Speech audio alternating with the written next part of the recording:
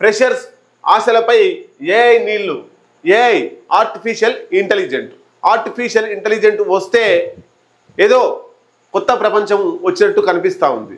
వందల మంది చేసే పని, చాలా రోజులు చేసే పని క్షణాలలో అయిపోతుంది. మొన్న చూసినాం మనం ఒక సినిమా తీయాలంటే 5-6 నెలలు సంవత్సరాలు పడతాయి. దాని కింద వందలాది వేలాది మంది పనులు చేయాల్సినటువంటి అవసరం ఉంటుంది.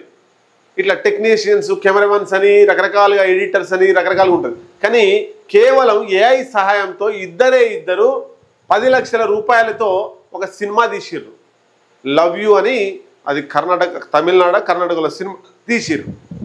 అంటే ఇంత వందల వేల మంది కష్టపడి పనిచేసి కొన్ని రోజుల తరబడి చేసే పని కొన్ని గంటలలో కేవలం ఇద్దరితోటి సినిమా తీసారు. అంటే వీళ్ళందరి పొట్ట కొట్టినట్టే కదా.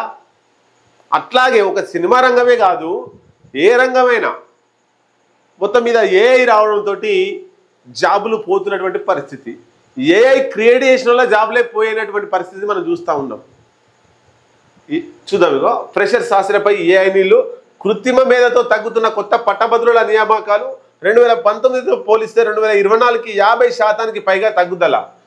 దిగ్గజ కంపెనీల్లో 15% నుంచి 7% తగ్గుముఖం. స్టార్టప్ సంస్థల్లో ఏకంగా 30% నుంచి 6%. ఏఐ నైపుణ్యాలు పెంచుకుంటే మాత్రం బోలెడు కొలువులు. వెంచర్ క్యాపిటల్ సంస్థ సిగ్నల్ ఫైర్ నివేదిక ఇచ్చింది.